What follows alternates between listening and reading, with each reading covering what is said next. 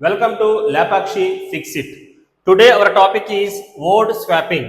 Option A లో balance అన్నాడు, option B లో మోనోటనీ అన్నాడు, C లో ప్లే, ఆప్షన్ D లో రొటీన్.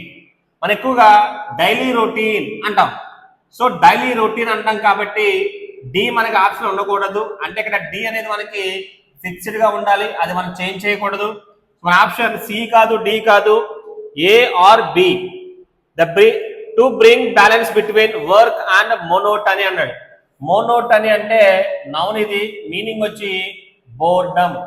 మనకు దీన్ని బోరింగ్ అంటాం కదా, ఆ మీనింగ్ ఇచ్చాడు. ఇక్కడ బ్రింగ్ అంటే తీసుకురావాలి, ఏం తీసుకురావాలి? బ్యాలెన్స్ అంటున్నాడు. సో మనకు దీన్ని ఇంగ్లీష్ లో పాయిజ్ అంటాం. నౌన్ గా చెప్పాడు ఇక్కడ బ్యాలెన్స్, సమతుల్యత అంటున్నాడు బిట్వీన్ వర్క్ అండ్ మోనోటనీ. ఇక్కడ మనం తీసుకురావాల్సింది ఎవరన్నమాట? బ్యాలెన్స్ ని. ఎవరి మధ్య? వర్క్ కి అలాగే మోనోటనీకి. Adding a sense of play అన్నాడు. ప్లే అంటే సరదాగా ఉండాలి, అంటే వాళ్ళు చేసే పని వాళ్ళకి డైలీ రొటీన్ లో సరదా వచ్చే విషయంలో ఉండాలి అంటున్నాడు. సో మనం బి ఎలాగా కాదని చెప్పాము, ఏబిసి మూడు కరెక్ట్ గా ఉన్నాయి. మనం ఏబిసి ఏది మార్చక్కర్లేదు. Option D, no rearrangement is the best option.